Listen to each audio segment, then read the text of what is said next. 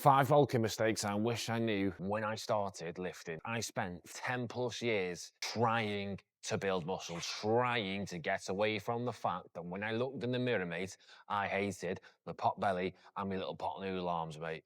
But all I would do was being stuck in a cycle of bulking, getting fat, hated how I looked, to cut down and just be skinny again and get nowhere. And the worst bit is, mate, it's not because I wasn't trying. It's not like I wasn't tracking my food. It wasn't like I wasn't fucking eating loads of protein. It wasn't like I wasn't cutting out takeaways. It wasn't like I wasn't going to the gym 4 to 5 times a week. I was doing all that, but it still wasn't working. So in this video, mate, I'm going to tell you every single mistake that I made with my bulk and looking back how I would fix it now so that if you're about to start your bulk, mate, you can avoid all of it and just focus on building muscle so that you fill out a Gymshark t-shirt like this, mate. But before I get into mistakes, mate, if you are thinking about your next bulk, which you should be because bulking is where you build muscle, you want to build muscle, I've built a free calculator, right, that tells you the exact cutting calories and macros and protein that you need to get lean to start your bulk, along with the steps you need to make sure that you're doing the cardio side of things completely free.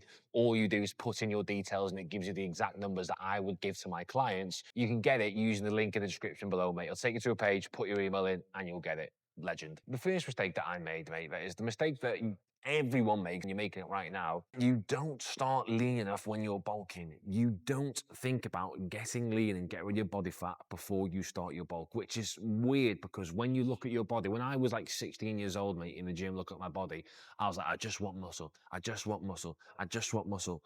But I had man tits, mate. My nipples inverted. I had a pot belly. I had massive hips. I had no business building muscle without getting rid of my body fat first. When you don't start lean, right, and you start bulking with more body fat than you need, all you're going to do is put fat on top of fat because you cannot gain any size and any muscle without a little bit of fat. Even if you gain at the slowest rate of gain with a minimal fat loss, you're still going to put fat on top of fat. And what does fat do? It covers your muscles anyway. So even if you do build muscle, you will still have a layer of fat on there, so you won't see the muscles. And when you don't see the muscles, all you see is the fat going on. You're not going to think you're making progress and you're not going to bulk for long enough. Because the second thing that starting lean enough for a bulk does is helps you to bulk for longer. Because tell me now, mate, if you bulk for 6 weeks versus 6 months, 6 weeks training in the gym, training to failure, in a surplus of food, versus 6 months of doing the exact same thing, what's going to be better? It's the 6 months, but you will not get 6 months of bulking if you are not lean. And I don't care if you need a 2-week cut, a 20-week cut, a 52-week cut. Go on this pre-bulk cut to get the body fat off and get yourself in the best position possible to build. Because after this photo shoot, mate, when I'm fucking lean, the best time for me to start building muscle and bulking is straight after when I'm fucking shredded, and I can't wait. So the next mistake is probably the most uncomfortable one that I had to face and that you are going to have to face, because I would tell you now for absolute certainty, if you're sat there with not the muscle or body you like, you're not training to failure. And I don't mind telling you that because it's what I need to hear, mate. I would sit on forums on bodybuilding.com for hours, mate. I would go on the exercise rating list and put all the 9.5 exercises and above in my program. Barbell bent over rows, deadlifts, barbell squats, Arnold presses, pull-ups, dips, fucking bench press, incline press, all these exercises, mate. I'd put them in there. I'd go and do the movements. As soon as it would feel like it was hurting or uncomfortable, I just stop. I'm like, oh, that's enough. Surely that's enough. Surely if I do the bare minimum, I'll grow. No, not at all. Every single split I did, bro split, push-pull legs, upper lower, German volume training, drop sets, supersets, fucking rest pauses, didn't matter, because when it got hard, when it felt hard, when it felt uncomfortable, when muscles were burning, I just stopped. Completely just unaware of the fact that I wasn't changing, so obviously it wasn't fucking working, because if you were training hard enough, you'll be watching this video, mate. You are only going to grow your muscles when you make them do more than they can handle. You're not gonna grow if you get to fucking rep number 7 and it still moves like a piece of piss and you go, that's enough, I'm gonna drop it down. Oh, it's burning a little bit, I'll drop it down. No, no, no. You're gonna grow when you are fucking grinding and your muscles are genuinely struggling to lift that weight.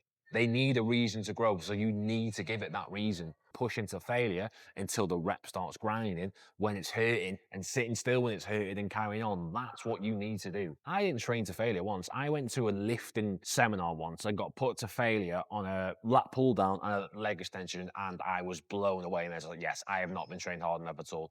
You haven't got that luxury. But what you've got is me telling you now that if your first rep looks the same as your last rep, not training hard enough. Your last 1, 2, 3, 4 reps need to be an absolute fucking grind, mate. Which leads nicely into mistake number 3, which is not logbooking your training. Because tell me now, mate, what did you bench last week? What did you pull up last week? What did you bicep curl last week? Try and remember, but you can't tell me for certain. So tell me, how are you going to progressively overload, which is the process of making your muscles do more, if you do not know what they did last week? If you do not know what your muscles have just done, how are you going to put 2.5 in your lift? How are you going to know when to progress your lift? How are you going to know what you can lift? You're not going to. The same way that you don't know if you've lost a kilo on the scales, if you haven't weighed yourself the week before, you're not going to know if you're progressively overloading if you're not tracking your training. And the way in which your muscles grow is by pushing them, like I've just said, to their max capacity. But how do you know where that max capacity is if you're not writing it down? Because if you write down, if you did a set of fucking 30 kilo dumbbell presses for 10 reps last week, you can go and you can train even harder and put your muscles to a better capacity by going and doing 11 reps instead of 10. But if you haven't got that, you don't know. Because are you really going to grow a chest, right, if you start pressing the 20 kg dumbbells and you stay on the 20 kg dumbbells? Or do you think you're going to grow your chest by going from the 20 kg dumbbells over time, progressively older than logbooking, to the 40 kgs? Because that's what I did, mate, and my chest grew. The whole time I was bulking, I didn't write a single lift down, and I wonder why my muscles didn't grow. Because if you're putting on weight in a bulk without giving your muscles the stimulus to grow by training close to failure or by logging those lifts so you know where you're at, they're not going to grow. So write down every exercise you do, every set, every rep, every fucking weight, and do that for at least 12 weeks and add the reps and the weight until you're bigger. And guess what? If you're not sure how to train to failure, but at the very least, if you write down what you did last week and then you beat it the next week, you're closer to training harder than you can anyway. Another mistake now, right? And this is one that a lot of people get caught up with. Fixating over form, mate. I remember I would like be doing a fucking bicep curl, mate. And the second that like maybe I swung with momentum or like my fucking arm went forward, I was like, whoa, I'm going to get posted on that old Form Police Instagram page and I'm going to get laughed at. So I need to stop. No. If you are stopping every time you have a slight deviation in form, you're not gonna get anywhere. Like when you're lifting the weight, right, and when they're getting hard, when you get closer to failure, when it feels uncomfortable, that's when your body wants you to stop. Remember how I've just said you need to give your body a reason to grow? By pushing through that feeling of, oh God, it's starting to hurt, I'm starting to lose my form, you're gonna force it to grow. Now that doesn't mean you let your form go, but what you need to do is just sit tight with it, mate. So if you're doing a bicep curl, right, and you can feel the momentum starting to swing, rather than fucking just stop, or worse, lean into the momentum and just start doing it, just sit still, mate, and get used to the feeling of hurting and carry on. Because I imagine now, right, you will be able to do at least 2 or 3 more reps, but you just need to stay calm. You can't panic. If you start panicking and go, oh my God, my form's gone, it's hurting, I need to stop because it won't be right, it's on you to keep that form right. Worry about, am I actually fucking training hard enough rather than, oh, is my form 10 out of 10 perfect? I used to be that guy, mate. I would literally look at people's training and go, yeah, his form's shit. It's not safe. It's not right. That's not how you're supposed to do it. And he would be 10 times the size of me, mate. And last but not least, mate, the most reluctant to admit is going it alone. I thought because I read the forums, right? Because I was on bodybuilding.com reading it, download like London muscle cutting guides and bulking Bibles, is like, I know better than anyone else. I'm going to be the one that gets ahead by getting the knowledge. But then a lot of my mates were just surpassing me anyway. And I was sat there with all this knowledge thinking, well, why have I got all this knowledge and then not put it into practice? Like, because I was trying to do it all myself. I was trying to be too clever with it. And because nobody was watching me or reassuring me and giving me the guidance, I was also letting myself get off with stuff. Like if I had a coach, me, who was looking at my logbook, who was looking at the training videos, who was looking at my food diary, looking at my fitness pal, he'd have told me fucking straight away, mate, you're doing this all fucking wrong. But I had convinced myself that I was doing it right.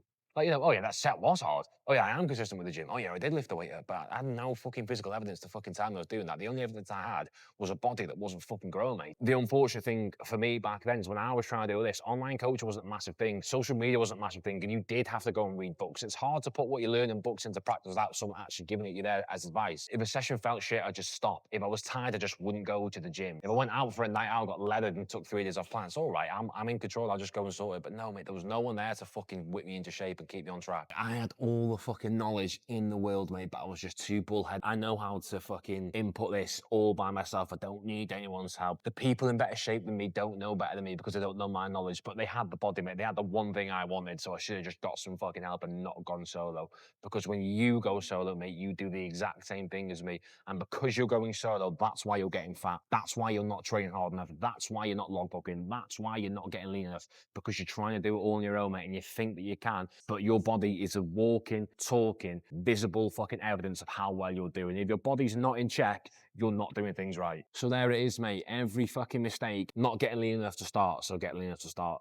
not training to failure, so training to failure. Not logbooking, so logbook. Focusing on fucking having perfect form over intensity. Focus on intensity and going alone, so don't go alone. The good news, mate, is that every single one of these is fixable. Like, I've literally given you the fix to mistake number one, which is not getting lean enough, in my Get Shredded Without Skinny calculator that I mentioned at the start of the video that is in the link in the description. So just start there. But if this video did help you, mate, leave a comment, subscribe, let me know, and I'll just attach the next video here that I think you should go and watch in your muscle building without getting fat endeavors, mate, in a bit.